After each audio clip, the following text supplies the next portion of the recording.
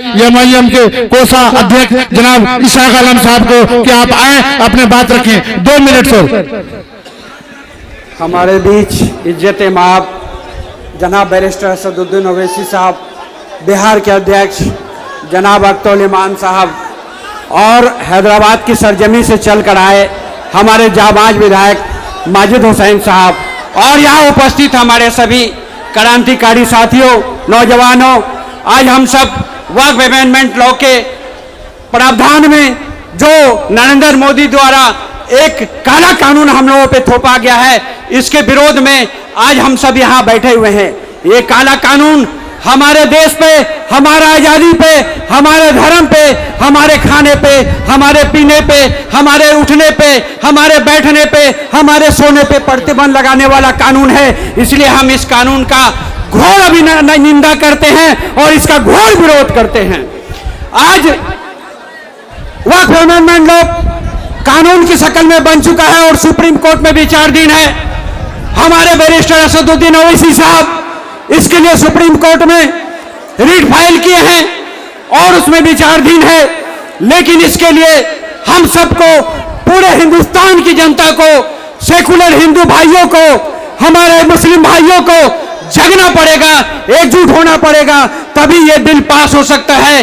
क्योंकि ये लड़ाई हमारी मस्जिदों की लड़ाई है, ये लड़ाई हमारे मदरसों की लड़ाई है, ये लड़ाई हमारी कब्रिस्तानों की लड़ाई है, ये लड़ाई हमारे दरगाहों की लड़ाई है, ये लड़ाई हमारे ईमानदारों की लड़ाई है। क्योंकि हमारा ये जमीन, ये जगह, ये खेत, ये खलियान, ये बड़ी बड़ी इमारतें यही रह जाएगी। हमें सिर्फ चाहिए 2 गज की जमीन। वो 2 गज की जमीन भी हमारे नरेंद्र मोदी नहीं देना चाहते हैं। इसलिए इस कानून को हम पुरजोर विरोध करते हैं और इसका पुरजोर विरोध करते हुए हम सब यहाँ जमा होते हैं। और आज के बहादुरगंज के इस ऐतिहासिक सभा से हम सब पूरे हिंदुस्तान में ये पहुंचा देना चाहते हैं संदेश कि नरेंद्र मोदी सावधान हो जाओ, आप ये कानून नहीं चलेगा, नहीं चलेगा, नहीं चलेगा। संविधान जिंदाबाद था, जिंदाबाद है, जिंदाबाद रहेगा। जय हिंदुस्तान।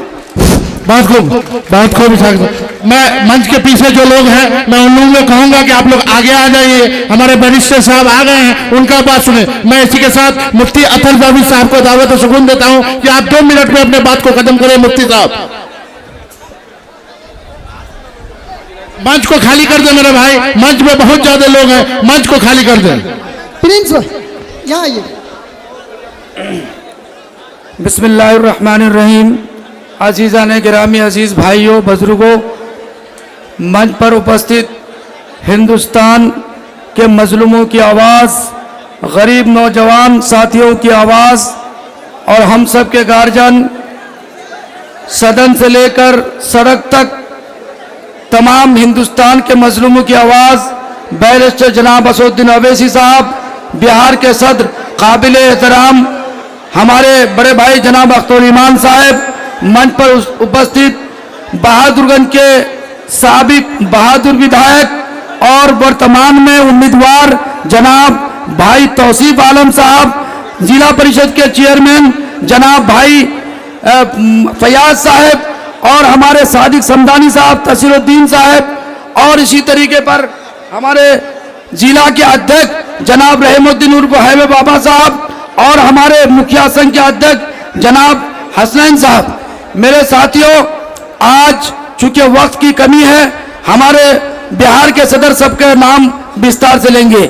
मैं 2-3 बातें अर्ज करना चाहता हूं कि आज न सिर्फ हिंदुस्तान बल्कि पूरी दुनिया देख रही है कि हिंदुस्तान के चाहे मुसलमान हो, चाहे दलित हो, चाहे कोई भी शोषित हो, अगर उनकी आवाज सबसे पहले सदन में उठती है, सड़क पर उठती है, उनका नाम बैरिस्टर असदुद्दीन ओवैसी है। आज आपने देखा कि हमारे साथ जुल्म क्या किया जा रहा है। हमारे पालू खान का कत्ल किया, जुनैद का कत्ल किया, 3 तलाक का मामला हुआ, हम लोग सड़क पर नहीं उतरे। लेकिन जब हमारी शरीयत पर, हमारे कब्रिस्तानों पर, हमारी मसाजिद पर, हमारे खानकाहों पर, हमारे दीनी इदारों पर इनका हमला हुआ, तो सबसे पहले सदन से लेकर सड़क तक अगर कोई आवाज उठती है, उसका नाम बैरिस्टर शरफुद्दीन अवैसी है।